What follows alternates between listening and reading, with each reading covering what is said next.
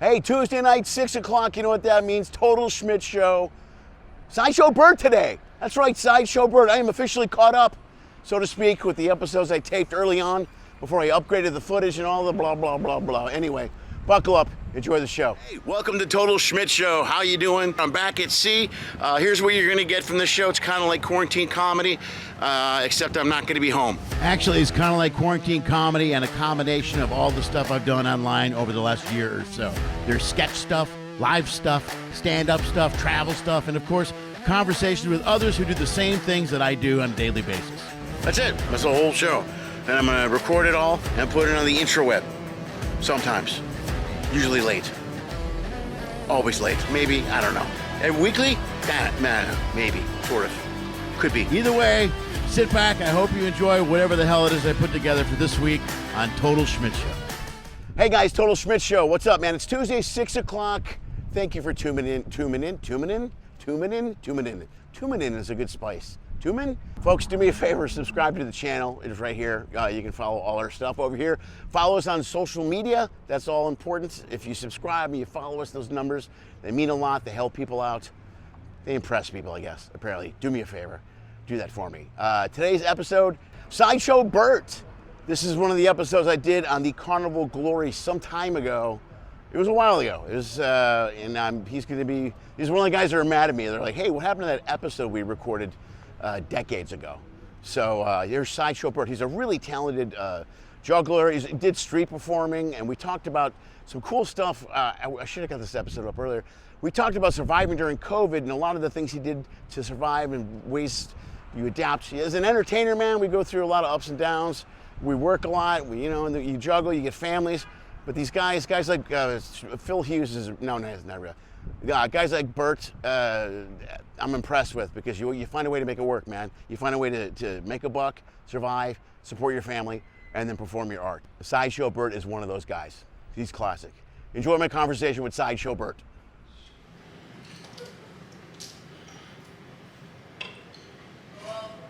Got quiet in here all of a sudden, didn't it? Yeah.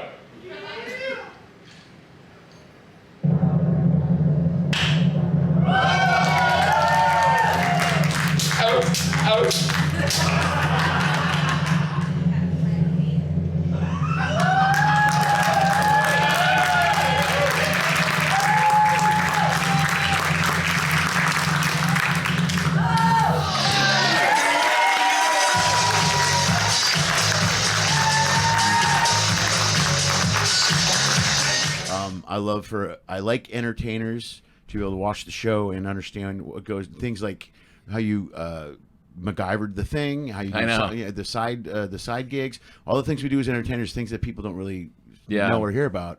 Because part of the reason I started doing the show was I was always intrigued with the fact that my friends, every time they saw me on TV, they're like, "Oh, you're set."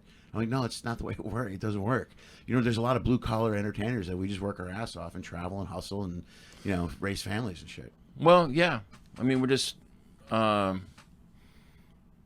normal people that happen to, perform. Right. I think, and for a long time, doing a juggling act was all that I did, really. And then since 2014, I started kind of doing side hustle. Because back in the day, I was doing, like 40 weeks a year when I was a double act. Yeah, right. And then so there's no time to do other things. But Howie, my former partner, when he left the show in 2008, he got hired at the Cosmopolitan in Las Vegas as a A-list banquet server. Mm-hmm. And we'd worked in restaurants together when we were first coming up, and he said, "Dude, you should do this. The money's really great. It's not hard work. It's right 8 miles from the house down on the strip, and you should just do it on call." We'll do this in Vegas. First of all, that's a brilliant setup. There's so many different events and stuff coming in and out of there. It's crazy. You can pick up these gigs. Like I love working in a restaurant. I enjoyed it. I had a good time. I like talking to the people, the staff. I work at this barbecue joint in Venice a lot. My daughter's working there now, and I covered shifts during COVID and stuff. And man, I love it. I think it's great. And I think about it like, okay, I'm gonna finish this gig, and then you know, unless the phone rings or something, I'm off for the first 3 weeks of October. Right. And until, you know, there's no proof that we're going to be done with this whole COVID nonsense. Right. You know, things could get shut down Again. Yeah. No, I did. Yeah, that's why. Well, the shift thing, I took a ton of work right when up front, like 6 to 8 weeks. I'm like, just give it all to me because I wasn't sure in October, November. They might just go, we should probably not do this now. There's no guarantees, you know. Right. We could think we're out of the woods, but I mean, they have the Delta variant, and they could have something else pop up. Right. And so, you know, I got a family, and I got a house and a mortgage, and you know, I got a car in the damn shop right now. You know, so I mean, it's like you never know what's going to happen. So hey, let's be careful. But there's tons of stuff that come into Vegas. We had Amazon brings like 65,000 people. Or they did the last time that they pre-COVID, they brought like 65,000 people into Vegas. Jeez. They had to spread them out over 5 or 6 different hotels. Right. Yeah. And they had, you know, big buses that would take them to, you know, whatever hotel like MGM Grand or Mandalay, where they're going to do all their events. Right. And so they just bustled them over there, and they go, okay, we're going to go do our thing, and then we're going to go over to Bellagio for lunch, and then some of you are going to go to Aria. Anyway, so they have all these people that are coming to Las Vegas. It's a big tourist destination, huge for events and also for companies that have their, you know, annual junket, whatever, meetings. And people are sick of Zoom. They're sick of Zoom meetings. They want to be in, you know, in person. Yeah. You know, talking to people face to face. So it's coming back, and they need that infrastructure. They need people to take care of them, whether it's them at the hotel, whether it's them at a banquet event, whether it's, you know, or just if they're going to shuttle them to a Golden Knights game or a Raiders game. Right. So I'm happy to provide that service for a little extra cash when I'm not doing anything else. Yeah, and I always said, like years ago, even before COVID, when they started doing self-checkout at grocery stores and Uber showed up, and the McDonald's was toying with in Times Square. Was the first place they did the kiosk where you walk up and order the food. There's no people. You just hit the kiosk and one person brings the food out. Mm-hmm. And I always said companies are trying to get to a point where they don't use employees as much, or they don't need employees as much. And I think COVID pushed everything a bigger step in that direction, because now there are events where they do need employees, but now nobody has to hire someone on staff and pay them and keep them around for a long time. I don't know if that's necessarily good or bad, but now everybody's got to have like a couple of side hustles to make money. Yeah, and I'm not sure how it's going to all play out because, you know, for example, okay, so 3 of the properties that I work at as a C-list or on-call banquet server are union. And so for me, that's great because my wage is set. Right. And then also I get union health care for my family. And that's great. How often do you have to do it to be eligible for the union? You know what I mean? Like Well, okay, so as an on-call server, they don't call me. They'll just say there's shifts available. If you'd like to bid on a shift, do it at 8 a.m. on Friday. You do software, you do it on Solex software. Anyway, and you only have to do one shift every 6 months to keep your job. You know. Oh, really? Yeah. If you don't work for 6 months and a day, you know, then they can release you. Dude, that's not bad. That's great. And then so, like people that are full timers, they get their health care because they do their 40 hours a week, and so their health care is free. Right. But for the C-listers who are, you know, just on call, we have to pay like $5 for every hour we're short. Okay. You know, so in a 2-month period, I could pay like $1,000 for my health care, but it's like excellent health care. It's a PPO for me, my wife, and our kid. Jeez. Okay. $1,000 for the 3 of us. That's great. It's like $500 a month. You know. Yeah. And a lot of times there's like no copay. So just that Dude, alone, that's a great setup. That's really great. Yeah, you'd be stupid not to do it. Yeah, right. Yeah. I mean, you know, take that whole healthcare thing off the table. Man, what a great way to set it up too, because it makes sense. Then the hour, pay $5 per hour. That makes sense. Because I was always trying to wrap my head around how they're going to do that. Like what Uber does now is, they have it's a 3-month time block, and in 3 months you have to hit so many driving hours. And if you hit, say, I think it's 600 hours, they send you like $600 every 3 months for your health care. But if you hit 1,200, they send you $1,600. Wow. Yeah, so there was twice during COVID. I hit that. I hit the big one. So my health care was paid for because I go through affordable care. Mm-hmm. So I got it set up through there. So whatever Uber gave me actually covered my health care. Beautiful. Yeah. So, and it all has to do with the more work you do, the more you get paid. Yeah. Yeah. Well, and then going back to how they're doing automated things and whatever. So the Las Vegas Convention Center, right pre-COVID, they did a huge expansion, and they even put a tunnel in. I don't know if you saw this, but they drilled a big tunnel underneath the strip. Are you serious? No, I'm 100% serious. Oh, for service stuff, like you mean? No, so people could get to and from the convention center. You know? Guests? Yeah. Okay. And there's a tram system that goes underground and everything. And then so that... Was that Elon Musk that did that? Oh, yeah. It took them like a year to do it. Yeah. But they... A year so ago. they... Well, you know where the Riviera used to be, right? Yeah, yeah. So that area is like the convention center West Hall now. Okay. But I started picking up some work. What happened is, I don't want to get off track here, but I had heard about this temp agency online called InstaWork, and I kind of set it up pre-COVID, but never did any shifts because I was always, busy as I wanted to be. Right. And then COVID hit, and I started getting shifts, through them. And then I started, I worked at a car parts warehouse. I did all kinds of stuff. Yeah, right. And just, hey, make that money. Yeah. Because who knows how long unemployment's going to last and whatever else. And right. And it started getting some work with the people at the convention center, and then they're telling me, yeah, when we get out of COVID, we're going to have to double our workforce. So there's a good chance that, we like you, we like having you around, you do a great job. There's a good chance that you can get hired, and it'd be another property that'd be union, and that'd be an on-call server app. Right. But they're not hiring anybody right now. They're getting all their temps through InstaWork. Right, right. So I'm curious as to how long is the union going to let that go? Yeah, that's the thing with when the unions get involved. I don't know how the unions are going to have to find a way to adapt to the InstaWork or the piecework lifestyle. Because I think moving forward, I think COVID made everyone realize they have to do that. They have to find a way to figure that out. You know what I mean? Yeah. So it's. I really thought we were headed that way, and then COVID just pushed it even farther. Because a lot of people now also don't want. They don't want to work in a. Some people don't want to work in a place with a lot of people. Some people don't go work regularly in a place with a lot of people. And yeah, it's interesting the way that the unions are going to handle it. I don't know how they're going to adapt to that. Yeah, well, we'll find out.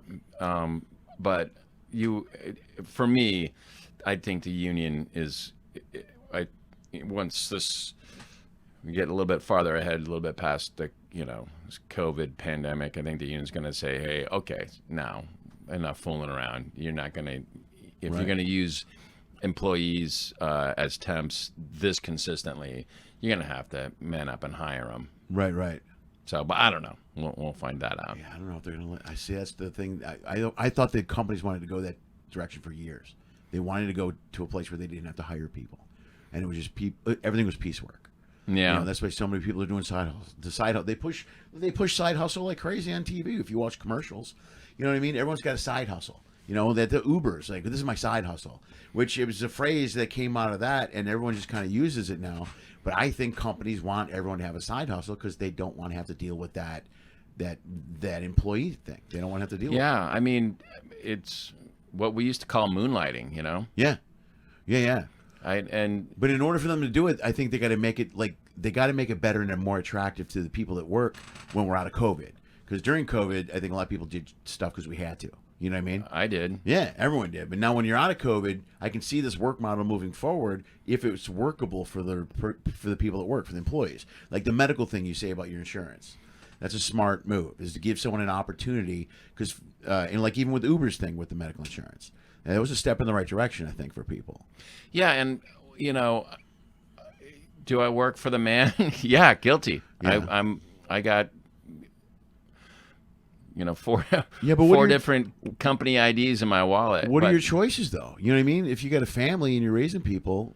No, I'm very happy with it because, and working for MGM Grand and Bellagio are two of the properties I work at. They're both MGM properties, Right?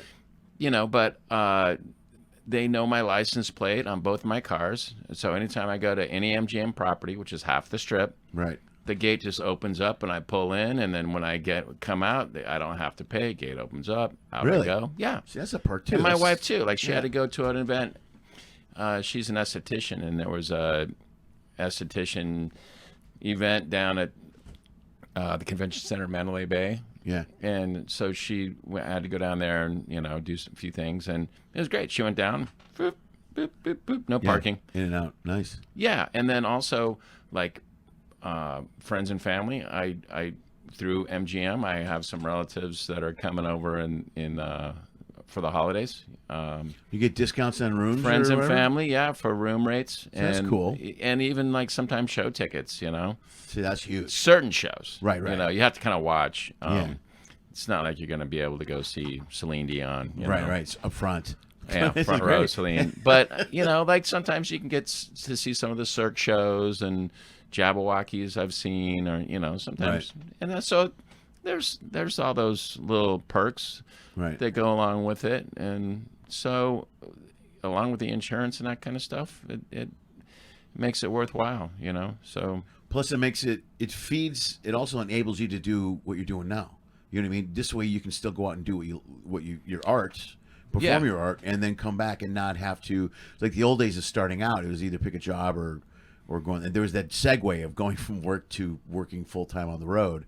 That's a hard gray area for everybody. I really, to be honest, because I'm in Big Little Variety Show in Vegas, and so that right now it's Friday, Saturday, Sunday, and so I have that on the weekends, and I can switch up my set, which, and I've been doing a few comedy clubs here and there.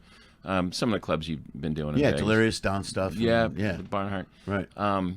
And so that's been, it's kind of morphing into like a 50-50. So I have the variety show on the weekends. Steakhouse that I side hustle at, they're cool about my schedule. Like if they want to schedule me on a weekend, they know I can't get there till after I, finish the show, Right. And so I got that. And if I pick up a cruise, I got somebody to sub for me at the show, right. And then my Insta work and this and that. And so, every cool. day I'm hustling. Yeah. Yeah, but I'm always intrigued by that because I remember growing up, the days of working at Sears for 40 hours a week and getting a pension, and no one really does that anymore. Everyone's got like a bunch of different gigs. It just seems like that's the way a lot of people end up going. Well, like even when I was first starting out, I don't know how long when did you first move to California? Well, I was there twice. So I started doing stand up there in the 88, 86, but then I left. I went to Chicago and then came back in 99. So I've been there since 99. So when you were there in the 80s, did you ever hear of or go to a theme restaurant called Bobby McGee's? No, but I heard of it. Costume character waiters. Yeah, okay. Yeah, they had one in Long Beach and Newport Beach and Burbank and Brea, all over. Right. So I was working there as a server, and that's how I got started. The one in Long Beach, and some of the execs from the Queen Mary and Spruce Goose, back when the Spruce Goose was there and it was more of a theme park kind of thing. Yeah. They were there, and I was in the restaurant because I could juggle and ride my unicycle around the restaurant. I did. Yeah. Did you really? Seriously? Yeah, every night. Around tables of people eating food? Oh yeah. I mean, there was one time where I was on my 6-foot unicycle juggling fire inside the restaurant. Are you serious? Oh my God, dude, you must be... Our management let us get away with a lot there because I think that might have been some kind of fire code violation. Yeah, a guy. Hey, can we have a guy on wheels throwing fire around on a 6-footer, dude? A 6 foot, dude. That's insane. Dude. That's insane. But one of the guys from the Queen Mary and Spruce Goose, I just kind of knew they were there. they were at. There's one room that was our whole group was there, and I kind of just made sure that I was witness. Smart, yeah. You got seen. Yeah, and so I got called over, an entertainment director. Right. And he said, "Hey, I saw you juggling and stuff. What are you doing for spring break?" And I said, "Well, I'm looking for work." And he goes, "Here's my card." Right. And so that's how I started working in theme parks, but that I was still doing the same thing. I'd work in a theme park and juggle all day, and then 4 nights a week I'd go to buy McGee's and go wait tables, and I was hustling back then, Right. That's great. So so when did you start juggling? When did that? 85-ish. Yeah. Yeah, I worked at one of those by McGee's in San Bernardino. Yeah. And then I transferred. No one likes to live inland, So No, yeah, right. and so as soon as I got, if you're in California, that's the last place you want to be. I know, right? the IE. Yeah, it's really bad. It's Inland horrible. Empire, folks. So yeah, it's natural to move down to the beach, and so I see it. I transferred to the one in Long Beach, and here's this guy juggling, and I'm at the restaurant, and I'm like, he's gonna put a juggling ball in somebody's soup, Right. And it just had disaster written all over it. Yeah. But everyone loved him. Right. And I really didn't get to meet him until we closed the restaurant one night together, and I'd been a waiter a little bit longer, and I knew the closing duties more. And he's like, "I'm not sure what all the closing duties are, but just talk me through anything we need to do." Anyway, we closed the restaurant in record time, as you know, when you're at the end of the night when you're done. Yeah. Making tips, and you're just working for minimum wage, cleaning up. Let's wrap it up and go. Yeah, right. And so we became friends that night. Just fast friends because we worked well together and went and had a beer. And then he had a juggling partner in high school, but he had stage fright, and he had been with Ringling Brothers and had a partner when he was with the circus, but. Right. And the guy was super flaky, and he always wanted to do a double act. And so he kind of recruited me and started teaching. He gave me a juggling lesson in the parking lot of the restaurant under a street light one night after work. Yeah, that's how I kind of got started. But he was super advanced, He was juggling on a tall unicycle and juggling 5, which took me a year to learn. And so I'm trying to catch up to his skill level. Right. And so that's kind of how I got started. And then those theme parks kind of started happening, and ended up doing some county fairs, LA County Fair. Yeah. It's not on my resume, but well, dude, I can't. I wouldn't even. I'm funny. That's inspired you to do it. Like I always say, stand up gets you 2 ways. Or here's how stand up gets you: is if you do stand up and it doesn't go well at the beginning, you either go, "I'm never doing that again," or you go, "I got to do that and get better." So like to be juggling, because I look at juggling and I go, I'm not. There's no way. I'm not coordinated.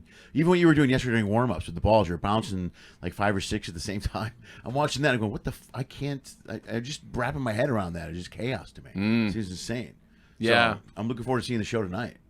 Yeah, and I'm excited, but I'm also, I think doing the variety show, I've done, between 15 and up to 25 minutes there. Right. And I've switched out, bits. I haven't been doing the exact set. And as I'm looking at my set for tonight, most of the stuff I've done over the pandemic, either at Big Little Variety Show or at the one of the comedy clubs and stuff. Right. So for the most part, I feel pretty confident as far as I think I'm going to juggle well and everything. Right. Right. I'm just a little skeptical about. I know I'm going to forget stuff. Right. Yeah. There's things that it's a different, like the comedy club, smaller atmosphere compared to the big stage. Right. There's certain things that you want to do on that bigger stage, and so yeah, I'm gonna forget a few things, and there's gonna be a few mistakes. Yeah, but that's nothing that's gonna train wreck. Yeah, no, as long as you wear it and you accept it. Plus, also, I'm finding crowds are forgiving right now too. Crowds are really happy to be back watching shows because comics are having the issue of remembering material. George had 2 shows last week where he couldn't remember a joke. Paul went an extra 15 minutes last night because he. Yeah, and he was. There was a, and Greg was. I said, yeah, he's. I can. He was kind of stumbling and stuttering, like, and you know, and I could tell that he was. You know, his mind was going. What's my setup for the next? Right. You know, where am I at? But Greg said, dude, I did the same thing, and you know, George did too, and I'm probably gonna, you know, be part of that group. Mumble through some stuff. Well, for us, it's hard too, especially because we're on Carnival. We do 5 different shows, so a lot of time, like I always say, the first 2 shows I got those down, I'm good. But then the 3rd and the 4th show, I have to really think about what I'm doing because I'm like, if I have to do this bit, it sets up another 2 bits, which I want to do in the later show. So you can't do it because then if you do it, you're like, I just lost this callback and I lost this setup, and so now you're thinking about 3 shows in your head while you're doing 1 show. So yeah, that's the stumbling part. Is like, all right, I did it when I opened last night. My first 4 or 5 minutes was very stumbling all over the place. Yeah, and like I have this new bit. I might have it. It's not really new, but I haven't really done it on ships much. But I had this concept years ago about juggling rat traps, and I had the traps. I had bought from a juggling supply. Like a loaded. Yeah, from a rat trap or a mouse trap. Rat, dude. Those okay? Because those hurt. I know. Yeah, I know they hurt. No, but so I had this idea, and then so I thought I bought a wooden juggling torch handle from a juggling supply, just the handle. Yeah. You know, no wick or anything. And I thought all I need to do is attach this rat trap, or actually 2. Right. And sandwich them on the handle. Okay, right. But the handle's round, and I was like, how am I going to get those, put it on there? And I just was asking my dad. Sometimes I'll ask him for help when I'm building props. And I put it on the back burner because I couldn't figure it out, you know? Right. And so I'm like, you know, maybe I'll come back to that later. And then so fast forward 10 years, and I'm like looking online at this one juggling supply place where I got these sickles that I'm using from, and I looked through the new products. Oh, let's see what they got. Rat traps. And I'm like, no way, dude. Are you serious? And then I looked at the design of the handle, and I go, oh my God, it's so simple. Yeah. Like, why was I thinking so hard? Yeah, right. You made it too harder than it really was. Anyway, yeah. So I'm gonna have the rat traps on standby for tonight, just in case I feel like I might be going short, in case I forget some stuff. I don't want to go short, and I don't want to go long. Right. Yeah. But here's one thing, like talking about setting things up and calling back. I found out, because I show a mouse trap initially, and I'd say, the mouse trap, you know how it works, blah blah blah blah blah, and I get to spring the trap on a fake finger. Right. Okay. And right. It's a pretty funny gag because I give away the fake finger and all that stuff. But I say it's a device used for ridding your house, apartment, or double wide of unwanted pests, right? Right. However, in the setup, if I say, and I get to know someone's name, like Joe. Oh, right on. So you throw it. Yeah. if I say, used to rid your house, apartment, or double wide, Joe. Yeah, right. Very funny. Yeah. It works so much better. Sure, yeah. You know, because I'm kind of politely calling him out like he lives in a double wide, right? Yeah. Plus, you're bringing the audience into the show. They love that stuff. Right. Yeah. And so that's, you know, back to what you're talking about. That would be a thing that tonight, if I was going to do that bit and I don't say Joe, it won't work as well. Right. Those are the kind of things that I'm a little apprehensive about. Well, I keep finding there's something I did. I keep doing this last night. I do a bit about my kids and social media, and I talk about how they're always on their phones. I go, this generation, they don't talk to each other. They message, they Snapchat, they Pinterest, and then TikTok is what it is. But I say TikTok, and it gets a laugh every time. But every time I do it, I forget, and I say TikTok. Then it doesn't get a laugh. Oh, and you got to purposely screw it up and say TikTok. On purpose. Yeah. And there's like 3 or 4 things I do like that I screw up social media-wise on purpose. Because then somebody in the crowd will go, it's TikTok. I go, I know. You know, just that's part of it. So I get 2 laughs out of it. But if I don't say it right, it gets no laugh. And I'm like, I just lost 2 laughs. and a lot of times for me, it's because I'm fast forwarding. 100%, man. I'm thinking of what's coming up next, and I'm not focusing on saying tick. Dude, you're not in the moment.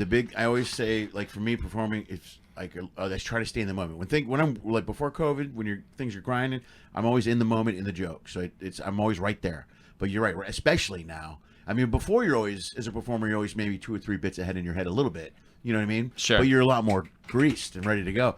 Like now, I'm screwing stuff up because you're like that. I'm thinking 2 or 3 bits, and then I'm forgetting where I'm at. So yeah, I think I think we're trying too hard a little bit. Sure. You know? Trying to be at your very best, and even, you know, like I say, even having worked. See, we started Big Little Variety Show in January, and so before the show went up, like right after New Year's, I started doing like Jokesters and Delirious comedy clubs. Just and I mean, wow, was I rusty? Right. I mean, but also it's not. You know, when I'm used to being in a theater, I have 9 million lights that I can focus. I can see very well exactly what I'm doing. Whereas if I'm in a comedy club, sometimes it's a spotlight right in your face. And for me, as a juggler, right, like it's great if you're for the audience if you lit from the front, but back here it's a big shadow. Right. So I need backlight. Oh, right. So I can see. Oh, it's great. You can see what I'm doing, but right. I need to see what I'm doing. Right. I see. Yeah, well, so the big spotlight at a comedy club, you're just like, whoa, I can see a shadow of a silhouette of what I'm doing. I'm amazed, especially with you guys, with jugglers. Talk about not just remembering stuff. Like I'm just trying to remember lines and words. Your lines and words are inlaid with motions and things that you got to do, which that's gonna. I don't want to get in your head before the show tonight, but I'm like, you're like, now that you say it, what am I gonna do? But it's a lot to. I mean, there's a lot of pattern and technique. There's little things like, even like a magician. I saw JP last week, and you got to remember, put the cards here so I don't look, and then just a little thing, man. That there's so many little things that people don't realize you do that go into the show. Yeah, little nuances. Yeah, that you're gonna pick up tonight. Yeah. It'll be fun when you do it though, because as you forget, you have a good sense of humor about it. You're not gonna be like, you're not gonna panic and start dropping things, and you know what I mean. It's not gonna be a shit show. No. But and also like there was I do a bit of a comedy ball juggling routine where I do some impressions and things like that. But last time I did that stuff, I think Trump was still in office. Oh, right, right.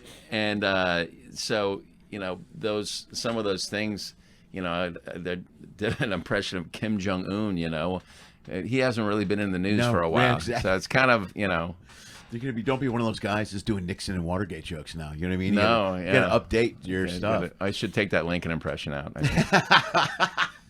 Well, that was one of the main reasons I did the Zoom shows. I hated the Zoom shows. I couldn't stand them. But I built this social media thing kind of when I was during COVID.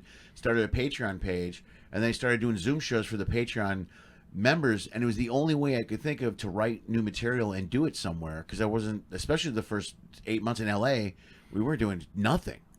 I mean, we couldn't go anywhere. So everybody did these Zoom shows with Flappers, and I did my own Zoom shows. But I did it to try to stay in some sort of rhythm a little bit and write new material. All the new COVID stuff, that's how I wrote the new COVID stuff. I didn't just pop that stuff in my act on the first show. No.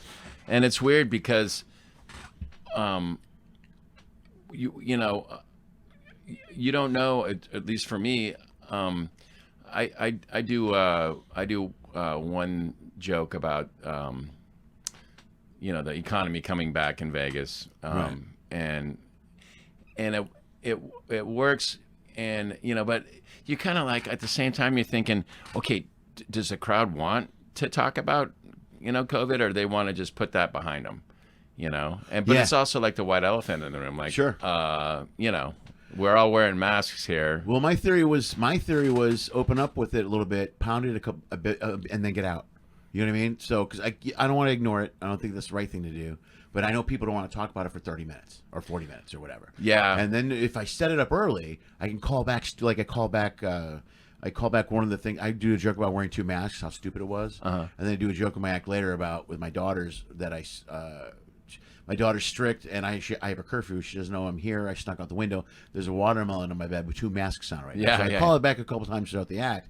So I think that's good. But if you pound it, if you do 30 minutes, I just found the same frustration on a different level when Trump was in office. Do me a favor, move this way a little bit. You keep bumping that shirt. It's making me crazy. When Trump was in office in L.A., I'm what? I don't care. That's fun. I don't care. It's fine. But when Trump was in L.A., when Trump was in office and you went to a comedy show in L.A., it would literally be 2 hours of Trump material. And I'm like, I don't want to hear about it. At some point, you got to move on. You know, you can't. It's okay to touch it and then move on, but not do everything about it. I couldn't stand watching Stephen Colbert. It was heartbreaking because he's funny. You know, I think he's a very funny cat. And yeah, so you don't like Trump. Great. But yeah, guess what? 5 nights a week isn't your platform to, tell America over and over. Yeah, we get it, dude. Yeah. I understand. But it's the same joke with a different punchline every night. Every night. And every show was doing it. Kimmel did it, and they all had everything was a Trump beating on Trump, which is fine because I wasn't a Trump supporter. Yes, whatever, that's fine. But I don't need to hear it, On the same token, you couldn't get away with a Hillary joke on those shows because, you know what I mean? It seemed like the shows became so hard left that the left didn't have any sense of humor about itself and just kept plugging and taking shots at Trump. Then that's what I don't know if it's gonna. I'll find out. I'll probably just do it anyway. But like I would do an impression while juggling of Trump, and then I do one of Hillary. Yeah. But it's kind of old news. But maybe I can reword it a little or something like that. I don't know, but it'll be fine. Well, he's constantly in the news because they keep trying to keep him in the news. You know what I mean? They could just walk away. I mean, he came out and said he would run in 2-4 this week if they won the House back. If they won the House back. He said that's what he said. So now Nancy Pelosi made a big statement. Now everybody's making these statements, and everything they're doing now is solely to make sure that Trump doesn't run in 2-4. That's all they're trying to make sure. Because everything, all these law cases and court cases. I'm glad I know that because that's going to help me set up this other joke now. Okay, yeah, it just came out like in the last 24 hours. Or whatever. Oh, beautiful. Yeah, so Nancy Pelosi's all over it, and they're like, we're not going to let that happen. So that's the news now. Okay, good. That's good. Yeah, yeah. I'll do this one. I say when I open, I'll do maybe just 3 minutes of stand up, and then I go into some juggling stuff. But I say it's so great to be back on stage and be doing what we love, and we had a really tough time in Vegas. The economy took a huge hit, which it really did. Because there's no tourism in a tourist town. The economy took a really big hit. Things got really bad. In fact, things got so bad, the local mafia had to lay off 6 judges. That's a great joke. That's very cool. Yeah, it's a nice little joke. Yeah. And anyway, and that's all I do. I do that one joke about the COVID and the economy. And really? See, one that's joke. Cool. Yeah. So I address it and go. That's good. See, I think that's smart. I think it's smart to address. You can't ignore it, man. You got to say something. But to hit on it and move on and do your show, people want to just be entertained again. You know what I mean?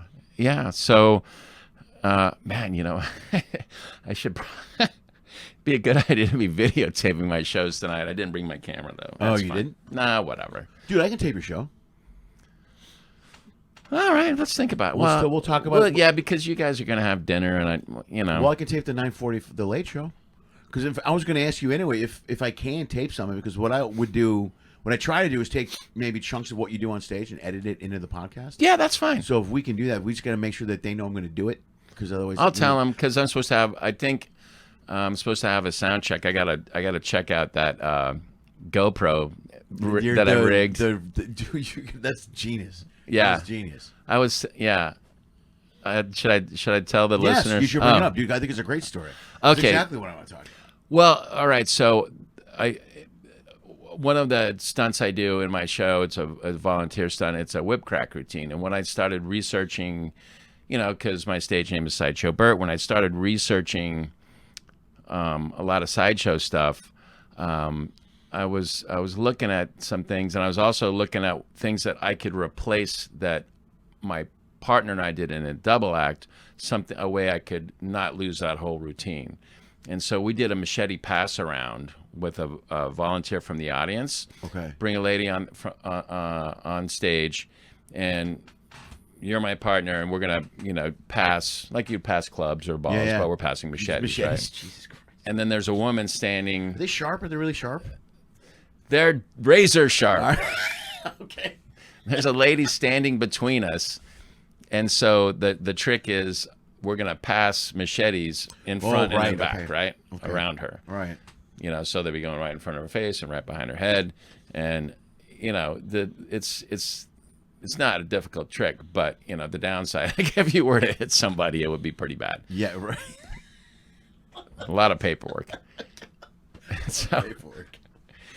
So I couldn't do that routine as a solo, and so I had the idea of doing a whip crack routine where the volunteer will hold a newspaper, and then I would crack whip and cut the newspaper in half. And so I kind of morphed one routine into another, used a lot of the jokes and kind of retooled the bit, right? Right. And then so I got thinking, well, wouldn't it be funny if the newspaper had a funny headline? Yeah, right. Yeah, that's a good idea. And so in Photoshop, I made a generic headline for the newspaper, and it says, now watch, I'm going this way, the way the audience would see it.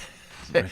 Sideshow Bert, now woman injured in bullwhip accident, Sideshow Bert wanted for questioning. That's great. Yeah. And then I was thinking, I was looking through my computer, and I'm like, wait a minute, wouldn't it be funny if there was a picture of me behind bars? And I was like, wait a minute, I did that Alcatraz tour. Have you ever done that? Oh, no, but I know what you're talking about. I've never done it. Yeah, it's an actual, tour, I think, through the state of California. Yeah. It's a park or something. Yeah. Like it's a state park, I guess. Is it? It was. I'm not sure. Well, that's the one you take the boat to the island, right? Right. Yeah, it's a landmark. So you go out there. It's a whole There's a guy in a Smokey the Bear hat. Yeah. And anyway, so they take you on the tour, and they'll put you in a cell and close it and lock it momentarily. Wow. And I was with some friends, and so I go, okay, got to get a picture of me. Sure, of course. So I'm here.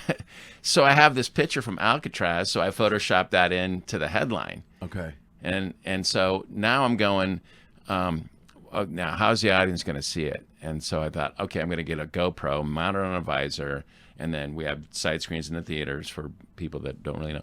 So I'm all set up. I bring I'm packing for it. I bring an extra GoPro. I bring extra batteries, cables, adapters, all this stuff. The one thing that I forget is the mounting frame. There's a little frame that goes around the GoPro that attaches to the mount. Right. Okay. The mount that's on the visor. Yeah. For this visor cam. So the audience can see the headline and the whole bit. Has Right. Really fun. No. And I get here and I'm looking through all my stuff and this and that. Extra everything except for the damn frame. Right. Because I've been a year and a half and I've taken stuff to Big Little Variety Show and I've done, corporate it's all over the events place now. Stuff's everywhere. Yeah. So I get here, I'm like, how am I going to, fix this? And I went to the photo gallery. They didn't have the things that I needed. So finally I went and took a cardboard coffee cup in the little sleeve and I have a razor blade that I have just for cleaning up props or whatever. Right. And I made it out of gaff tape and a coffee cup, and it works. And it's I mean, it's going to get me through 2 shows. Sure. Yeah. Right. Yeah. It'll work tonight. I totally MacGyvered it. That's so great, man. And you save a whole bit. You save a joke. You save a laugh. You know what I mean? It's a good visual for the audience to see, because the premise is they're going to see the newspaper get cut because it's sideways to the crowd. Right. So the newspaper is here. Yeah. So they'll see it on the screen. Yeah. The camera. This way they can see. Yeah. That's Anyway. great. I love it, man. Well, you gotta learn to improvise. Yeah, right. No, that's really clever. That's really smart. That's awesome. That's good. And you saved a joke out of it. That's good. Yeah. And I'll remember, like, don't be an idiot. I'm gonna have to make a packing list. I'm gonna have to. Well, we were talking about this before. Like, I had packing down to a science. My first gig. This is my second gig out. And the first gig, all I did was make a list of stuff I forgot. And now I have more stuff because I didn't travel with all this stuff before. I was just carry-on clothes. But now I bring the cameras and little cords. I was looking for a cord today for like an hour. But I also got really good about being meticulous and putting the stuff away.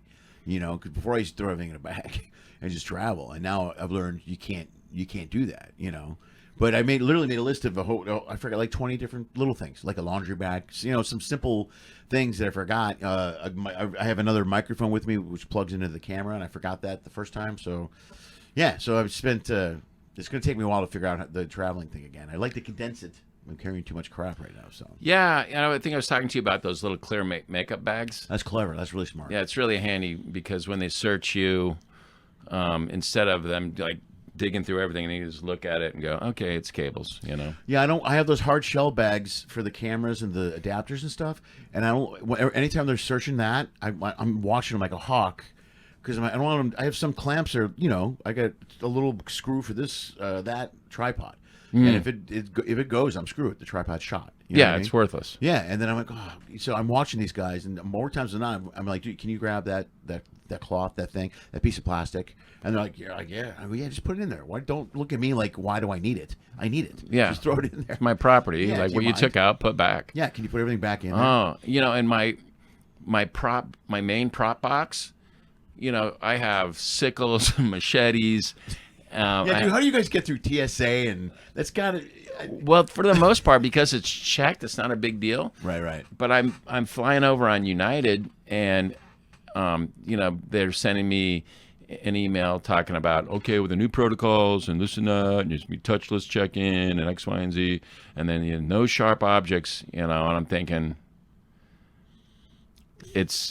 I don't need to have, like, there's one time I was flying out of Colombia, Cartagena, and so, yeah, right, exactly.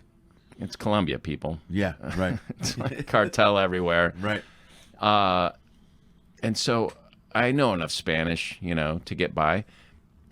And so I check all my stuff. I go through X-ray. I'm waiting to board the plane, and then I hear them. I hear my name, blah blah blah blah, blah Spanish, and Right.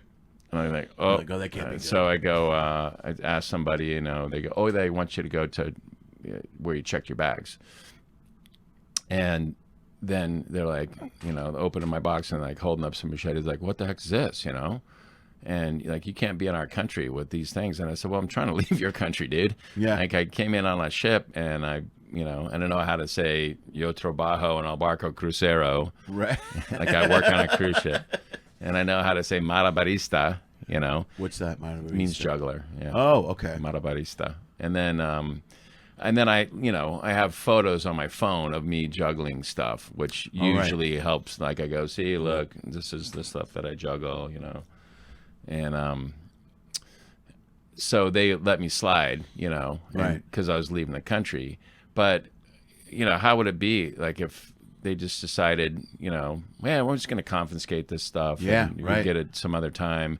You get to the gig, none of your stuff's there. Like, hey, does anybody have some machetes I can borrow? Yeah. Like, and talk about MacGyvering stuff. Oh yeah, so they're saying nothing sharp on the plane, but nothing was said about it. But what was scary is so I was at Big Little Variety Show. For a while, they weren't allowing me to juggle fire, and fire's super cool because it's a whole different. It's a whole different component. It's a live thing. The flame it's alive. It's a living, breathing, moving thing. Yeah, right, yeah. And there's no like, is that fake fire? No, yeah. it's because you feel the heat. Yeah, and it makes yeah, right, exactly, yeah. And it's bright. You smell can it. Feel it's it. The whole thing. Yeah. And so I've been juggling fire. They moved us from one theater to a different one at the venue we're at. Yeah. And so in the new venue, and I was talking to the producers and the people at the venue, and they're like, no, it's cool with me. Let's go over the precautions and see what you do. But, we're going to allow you to juggle fire. And so I'm like, okay, great. So for the last couple of weeks, I've been juggling fire at Big Little Variety Show. Great. Love it. Happy to do it. However, I the torches that I juggle they have a wick. Okay. And so you have to wet it with the fuel. Right. And you have to kind of time it. I don't come on until like 15 minutes into the show. Oh, right. Okay. Yeah. And so, the fire is at the end of my act. So I'm really talking about 30 minutes. Right. time before I'm going to use the torches. So I, know how much fuel to put on that's enough, how much is not enough too much. Put them in my prop box, and now my prop box smells like camping fluid. Yeah, right. Now I have 2 prop boxes. Okay. And so I'm gonna. So traveling with that would be fun. I'm gonna the second. Yeah. No, I was worried about that too. Like get somebody's dog. Like I don't know if you know Ron Lucas, the ventriloquist. I know who he is. He had a show at the Rio for a long time. Yeah. Really great act, but he had one of his dummies was Scorch. It's a fire-breathing dragon. Okay. And he actually had it spits set out up. fire? He could Oh, spit wow. out fire. Okay, cool. But it's the residue from him spitting the fire. It's like almost similar to gunpowder residue. Right. And so he gets searched. Oh shit! That comes up on the wipe. He gets searched at the airport, and they swipe his dummy, and they're like, "Dude, there's gunpowder residue here. Oh, geez. Can you come with me?" And next thing you know, he's in a room, you know, and trying to explain, like, yo trabajo en la banca crucero. Mano barista. Yeah, so I was really concerned about that. But when I first went solo, I was working on a line where they offered me 16 weeks in Alaska and transshipping, you know. So I had a full set of props on one and a copy of that set of props on the other ship. Oh, that's cool. And then I would overnight in Juneau at the Baranoff, every Wednesday. And so at one point I had like a complete duplicate set of props. But since then I've come up with new things. And so I was getting things ready before I left for this gig. But I have everything waiting at home to get my second prop box completely dialed in. And then I have a couple of things to sort out, but I'm going to have one box that stays at home that smells like torch fuel. And then the travel box that doesn't smell like torch fuel. That's smart. Okay. That's good. and a list of things starting with a frame for my GoPro. Yeah. See, you won't forget that again. You know what I mean? You forget something once and you go, "Oh, I'm not gonna." Yeah. At least I made notes on how to MacGyver a frame. That's at least I got directions how to do it if I do it again. That's smart. That's good. Yeah. Where do you go after this gig? Do you have another gig coming up? I know you're coming back here in December. Yep. Right? And I got another gig for this same company. Yes. It's the last week of October. I'm coming home Halloween. Okay. So I hope I get home in time because I have a cool costume planned out. You know, Rich Papura? Yeah. Yeah, he's going to be on that ship with me. What ship is it? It's the Magic. Okay. Yeah, we go way back. In fact, he rented a house. He was looking for a show in Vegas, and God, I wish he was there now. He could be in the show we're in. Yeah. Is he still in Florida? Yeah. But it's gonna be good. He used to live like about a mile and a half from me. Right. We used to ride bikes, and just get our exercise. So it's gonna be good to see him. And then so I got Big Little Variety Show on the weekends coming up. I'm doing something. I just got something for October 16th. I'm going to be doing something for Nellis Air Force Base. Oh, right on. Oh, that's cool. Nice.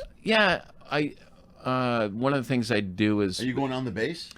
No, it's going to be off base. It's going to be like some family event for all the Air Force guys. Cool.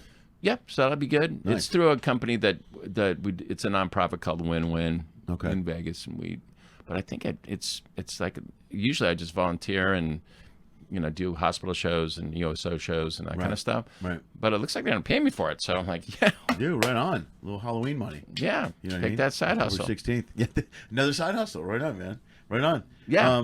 Okay, let's wrap. You got social media stuff you want to tag? Where can people find you, man? And what's they can look. Dude, to be fair, you're Sideshow Bert. Sideshow Bert. You go by professionally. Is that yeah. Okay.